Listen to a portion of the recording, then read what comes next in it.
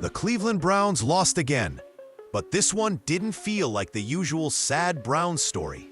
Because for the first time in a long time, it actually looked like Cleveland found something, or better yet, someone. In a game that should have turned into another embarrassing blowout, a fifth-round rookie named Shedeur Sanders walked onto the field and started playing like he didn't get the memo. He pushed the ball downfield. He escaped sacks. He stood in the pocket like a vet and ripped throws when the team needed it most. By the end of the night, he had racked up over 360 yards, 4 total touchdowns, and something even more important than stats. He had the entire fan base asking the same thing. Where are the haters now? But here's where it gets crazy. Just when it felt like Shedeur was about to drag the Browns all the way back, when the game came down to one final 2-point conversion, the coaching staff took the ball out of his hands. They pulled the one player who had kept them alive all night and dialed up one of the most confusing calls we've seen all season. The result? A failed play, a brutal loss, and a fan base that's convinced this team might actually be sabotaging itself. Tonight, we're breaking down how Shedeur went from overhyped to undeniable, why that final decision has people screaming about tanking, and what this game really revealed about the Browns' future. Not long ago, Shedeur Sanders was being treated like an afterthought in Cleveland's plans. The fifth-round pick, limited reps, quiet development, and plenty of people online acting like his name alone was carrying him through the door. Every mistake was magnified. Every loss was pinned on him. And every week, the same tired criticism surfaced. He holds the ball too long. He pats it before throwing. He isn't ready for this level yet. But what most critics ignored was the context. Shedeur wasn't being developed like a normal rookie quarterback. He wasn't handed the offense. He wasn't given full control. He was eased in behind a shaky offensive line, inconsistent play calling, and a rotating cast of protection and weapons. And still, people were ready to write him off before he ever got a real runway. That's what made this Titans game feel like such a turning point. From the opening drive, something was different. The pocket presence looked calmer, the footwork was quicker, the reads were sharper. Instead of bailing early, he stepped up. Instead of forcing everything, he picked his spots. When pressure came, he didn't panic, he created. When a play broke down, he extended it. The same things that were used against him weeks ago suddenly looked like strengths. And just like that, the narrative shifted mid-game. The same people who spent weeks clowning him were suddenly quiet. The same critics who doubted his arm were watching him drop accurate balls downfield. The same analysts who questioned his upside were now calling him naturally composed.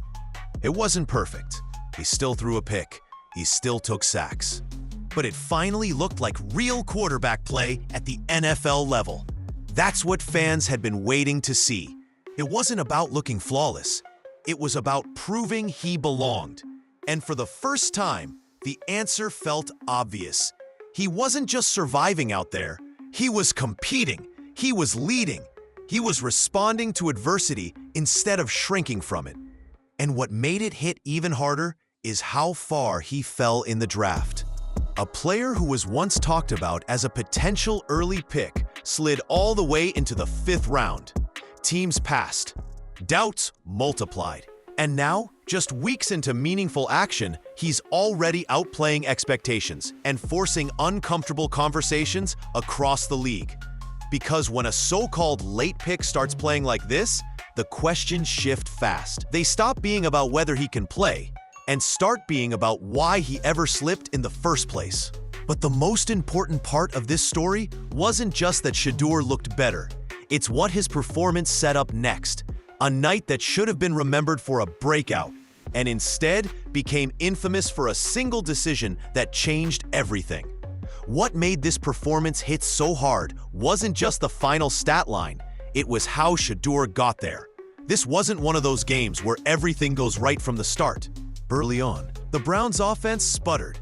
The pocket collapsed. Timing felt off. Then came the interception. The exact kind of moment his critics wait for. The kind that usually flips the narrative right back to, "See, we told you." For a few minutes, it felt like the night might slip away from him. But instead of unraveling, Shedeur did something that only real quarterbacks learn to do. He reset. No visible panic, no frantic pace, just a quiet switch into survival mode. And once that switch flipped, the game changed. Drive by drive, you could see it building. He started trusting his eyes. The ball came out quicker. The pocket movement got smoother. When pressure crashed in from the edges, he stepped up instead of scrambling backward. When defenders lost leverage, he attacked it. Tight windows, third downs, deep shots when the defense least expected it. This wasn't backyard football anymore. This was controlled aggression. By the time the fourth quarter arrived, the Browns were no longer just hanging around. They were alive because of him. He had thrown for well over 300 yards. He had punched in multiple touchdowns through the air. When lanes opened, he even took matters into his own hands and ran one in himself. At one point, he was leading the team in both passing and rushing, a workload you rarely see trusted to a rookie. And the adversity didn't stop. Protection broke down multiple times. Receivers rotated in and out. The offense had to operate in comeback mode for most of the night. Still, every time Cleveland needed a spark, it kept coming from the same place, number 2. Late in the game, with the stadium buzzing again, Shedeur put together the type of drive that changes careers. Calm, decisive, fearless. He moved the ball down the field with the kind of command rookies aren't supposed to have yet. When the touchdown hit, it didn't feel lucky. It felt earned. That's when the mood in Cleveland shifted. For the first time all season, this didn't look like a broken offense trying to survive. It looked like a young quarterback taking control in real time. And for a brief moment, it felt like the Browns were about to complete one of the wildest late-game comebacks of the year. But even with all of that momentum, even after everything Shedeur had just done, the game was about to be decided without him. And that's where the story took its most controversial turn. With the Browns charging late and the momentum fully swinging, everything narrowed down to a single moment. The stadium was alive. The Titans were on their heels. And Shedeur, after carving up the defense drive after drive, had just led Cleveland to another late touchdown. All that stood between the Browns and a tied game was one 2-point conversion. This is the exact moment rookie quarterbacks dream about. Ball in your hands, season on the line, trust earned in real time. And for a split second, it looked like the entire night had been building toward that snap. Then, the huddle broke, and Shedeur wasn't in it. Instead of leaving the fate of the game with the quarterback who had carried the offense all night, the coaching staff sent out a direct snap look. No quarterback, no hot hand, just a quick hit play meant to catch the defense off guard. The snap came back awkward. The timing was off. The ball hit the turf. Just like that, the comeback was over. In the stadium, the noise collapsed into confusion. On television, you could hear the disbelief in the broadcast booth. But online, everything exploded. Within seconds, the clip was everywhere. Fans froze the moment frame by frame, replaying it over and over, asking one simple question that still hasn't gone away. Why take the ball out of Shedeur's hands right there? Some tried to defend the call as aggressive. Others called it reckless. But a louder, darker theory started spreading almost instantly, that the Browns might not have actually wanted to win that game, that they were already thinking about draft position. That this was the kind of decision you only make when long-term strategy quietly outweighs short-term competition. To be clear, those claims remain speculation. There's no proof of intentional losing, but the fact that fans even went there says everything about how shocking the moment felt. Because when a rookie quarterback just drags his team back from the edge, when he's finding rhythm under pressure and confidence in chaos, Pulling him for the most important snap of the night doesn't just change the outcome of a game. It changes the entire conversation. The touchdowns disappeared behind the controversy. The yards vanished beneath the outrage. Instead of celebrating a breakout performance, the narrative flipped instantly into one of distrust, mismanagement, and disbelief. And the backlash didn't take hours. It took seconds. "Fire the coach" was trending almost immediately. Memes flooded timelines. Analysts questioned the logic. Former players debated whether they would have accepted that decision in the huddle. And as the noise kept rising outside, the people inside the building were about to face the fallout head-on. The moment that two-point attempt hit the ground, the game ended on the scoreboard. But the real storm was just beginning.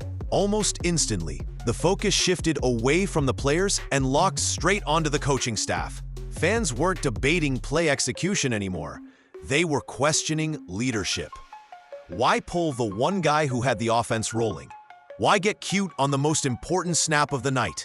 And why did this feel like the kind of decision only the Browns could make at the worst possible time?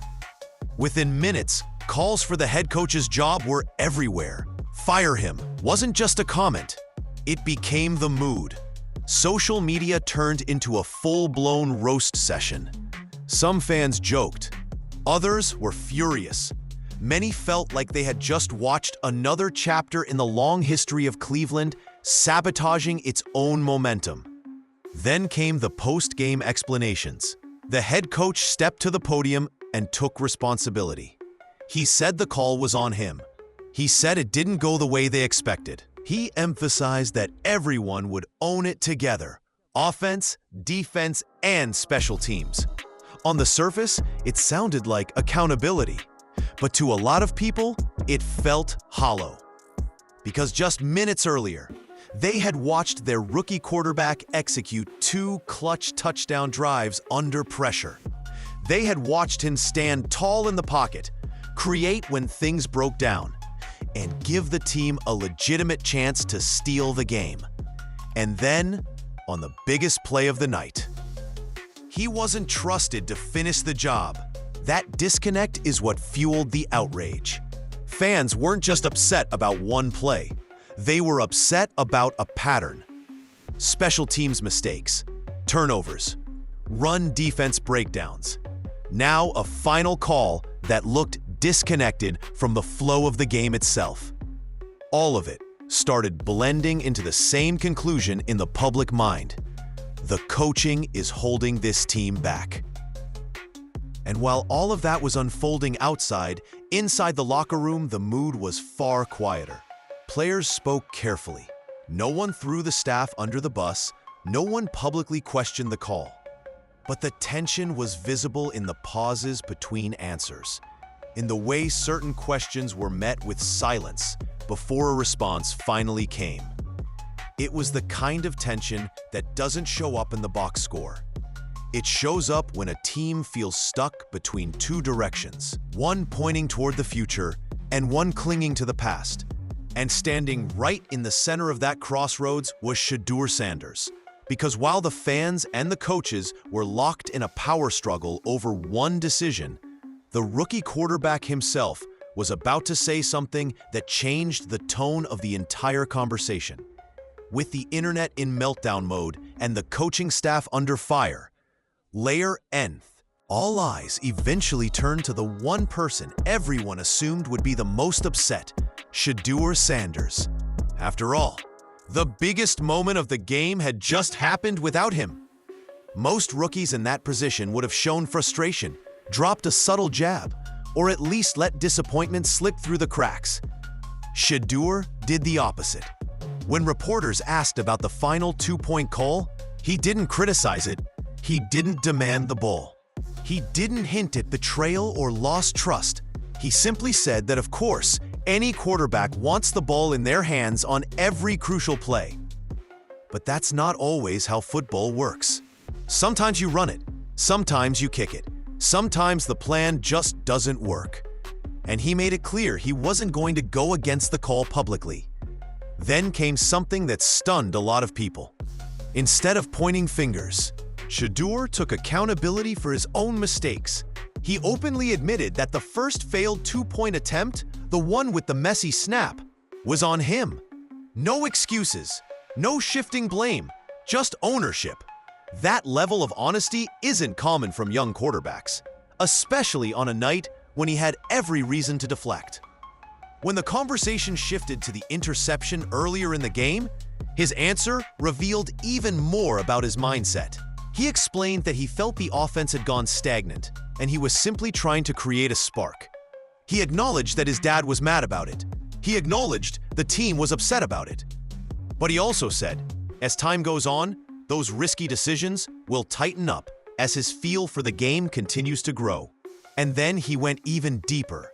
Shedeur spoke about faith, about how the game is mental, about how when there's confusion and adversity, ... That's when he leans on God the most to keep his mind clear. He described the comeback not as his doing alone, but as something bigger than him. For a rookie who had just been at the center of a storm, that kind of perspective hit differently. He even addressed recent tension with teammates in a way that quieted more noise than it created.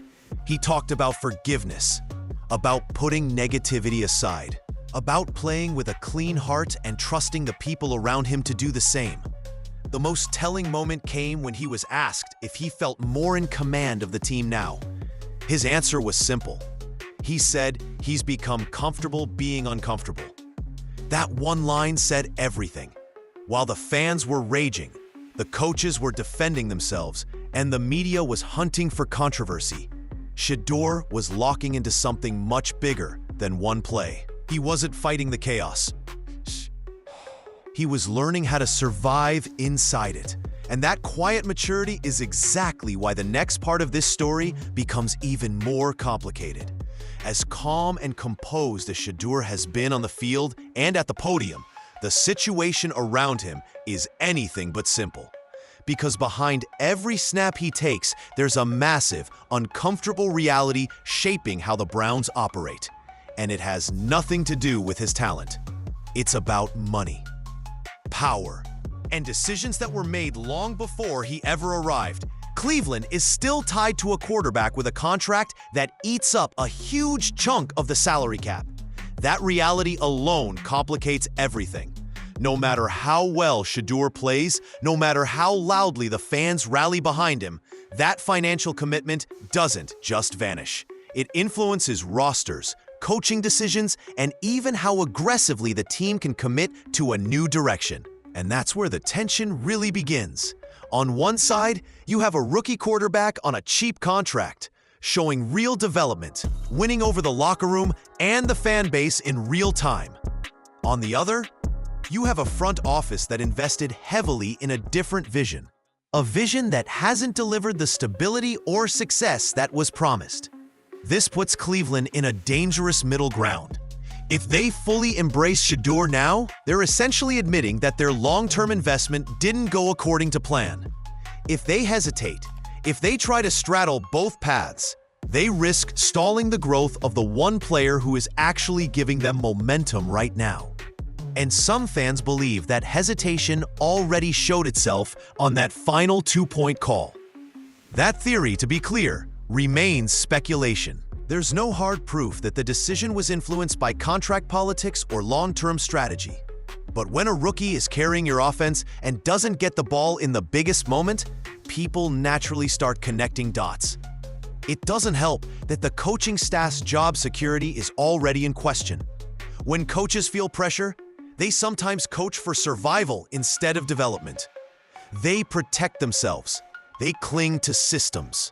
They make conservative decisions when bold ones are needed. And if that's happening here, Shedeur might be caught in the middle of a power struggle he never asked for. What makes this situation even more fragile is timing. The Browns can't afford to drift in uncertainty for long. Every week Shedeur shows progress, the pressure on the front office grows. The fan base is watching, the locker room is watching, the league is watching. And sooner or later, Cleveland is going to have to stop dancing around the question and answer it directly. Is Shedeur Sanders the future, or just a temporary solution until the organization feels comfortable changing course? Because the longer that question stays unanswered, the harder it becomes to control the fallout. And that leads us to what might be the most important part of this entire story: what Shedeur is becoming in real time. What's happening with Shedeur right now isn't just about one good game. It's about momentum, the kind that builds quietly, then suddenly feels unstoppable. Week by week, the growth is obvious. Early on, everything looked rushed. The reads came a half-second late. The pocket felt like a collapsing trap. Defenses baited him into tight throws, and critics jumped all over every single mistake. But now, you can see the game slowing down for him in real time. He's stepping up instead of drifting back. He's manipulating defenders with his eyes. He's choosing when to take risks instead of forcing them out of panic. That's the difference between a quarterback who's surviving and one who's learning how to control the chaos. This Titans game wasn't just a statistical breakout. It was a processing breakout. He identified pressure better. He trusted windows earlier. When protection failed, he didn't just scramble. He created throwing lanes. And when nothing was there, he lived to fight another down instead of throwing up desperation passes. That's growth you can't fake. It's also why the haters got so quiet. Because there's a huge difference between stat padding in garbage time and running an offense under late-game pressure with the outcome still in doubt. Shedeur did the second one, over and over. Each drive felt more confident than the last.